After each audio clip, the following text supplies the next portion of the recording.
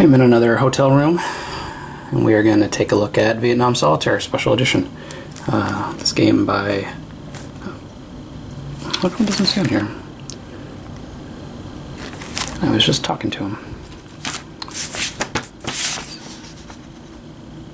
Yeah, David Kershaw designed this game. It's produced by, or published by White Dog Games.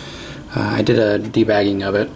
So it comes in this 8.5 by 11 bag with a sleeve, nice thick kind of wood counters, laser cut, beautiful map. So this game has a level of abstraction that seems like it would be distracting, but I think it makes me enjoy the game a little bit more. So I did a video months ago on Rain of Missiles about the Gaza missile crisis. That doesn't sound right, but where it's very political. This game is all about political points. We're going to be looking at the original rules, which is the basic game, I would say. So the player plays against the red forces, the communist forces, until 14 political points are hit. So it's kind of negative political points that's being gained or lost, depending on how you see it. When you hit 14, if by the end of turn check you're at 14, you lose. I've done it on turn 2 and turn 4 so far, and I hear that that's not that far off from a lot of people. It's an interesting game. Everything you do causes negative political points, or positive political points, but positive is bad.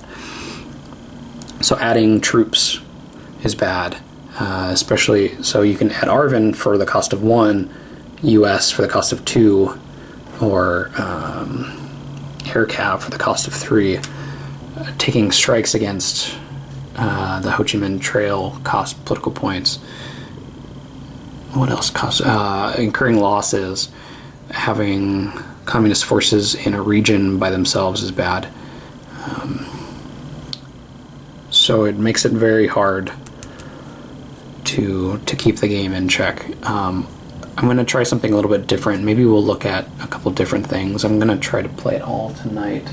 I keep looking at the clock. I'm supposed to go to dinner here in a minute.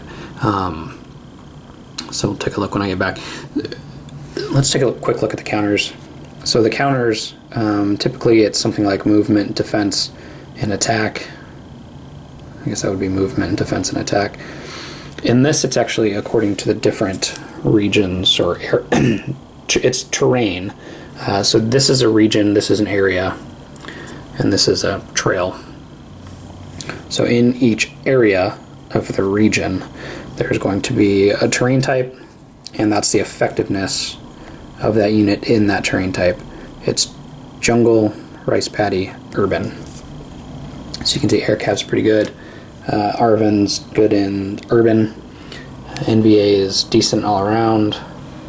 And VC is better in the jungle.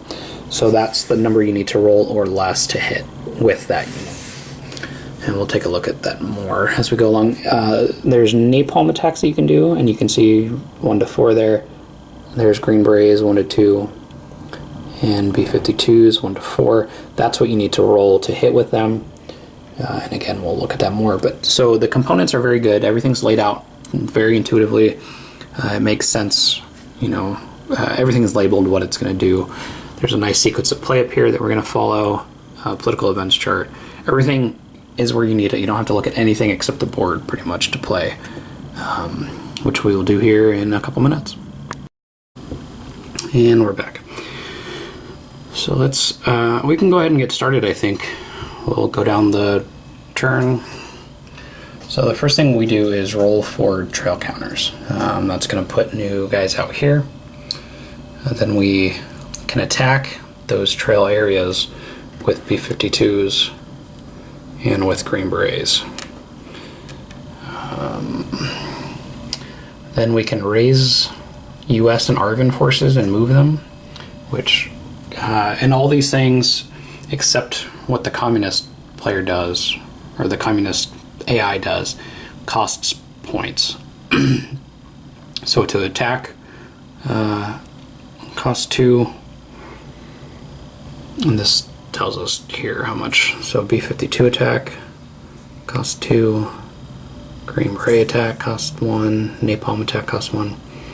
So we can see here what the prices are to raise these things, and then if you move region to region, that costs political points, but you can move within the region as much as you want. You're just moving. Each turn is a year, so again, a high level of abstraction. Then there's going to be combat. NVA units are going to come out through a die roll, or dice rolls. They're going to fight, and then there's a potential offensive. Air cav, if there's any on the board, can then move where they want, and then we check for scoring. So that's the turn. Pretty simple, pretty straightforward.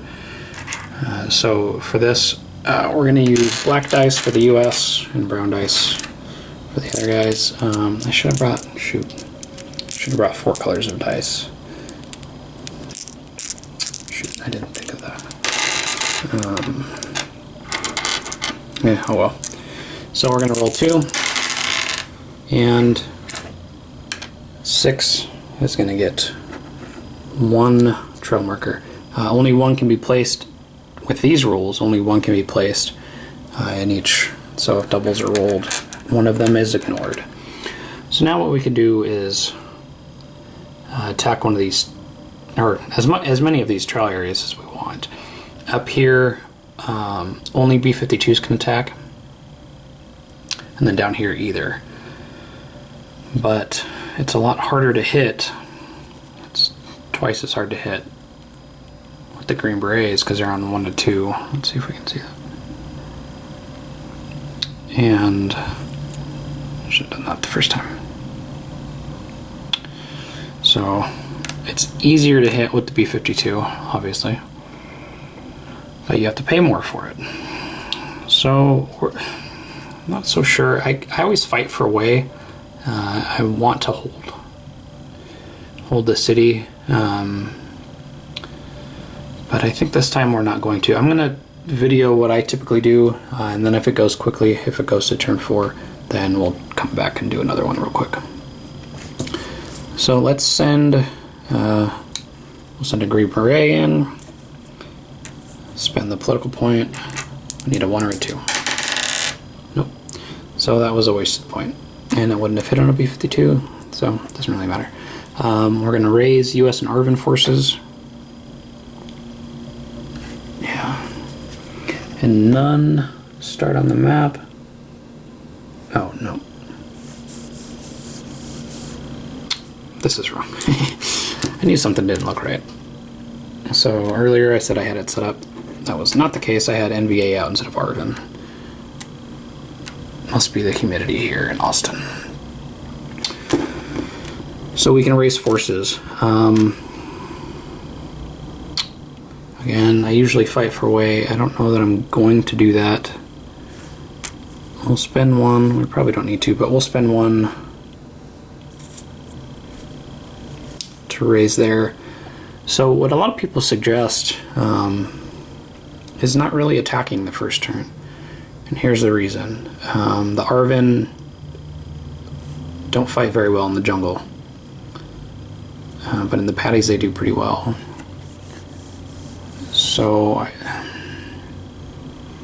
maybe it's worth holding off. And the reason it would be worth holding off is during the offensive, whatever area that the offensive is in, the communist forces are going to move. I should just say red and blue. The red forces are going to move to fight the blue forces wherever they are. So maybe it's worth holding out. And yeah, let's go ahead and try that. There's nothing to lose by it except we're not taking political points off. And again, we'll cover that later. So we're going to place NVA units. which is 1 die roll. Oops. It's 2 dice rolls, but I'm going to do it with 1. Here's the region, here's the area, and here's the region. Area 1, region 2 gets a VC. So probably good I didn't try to fight up there. Did I do that right? Yep. So if no blue forces were there, that wouldn't have happened.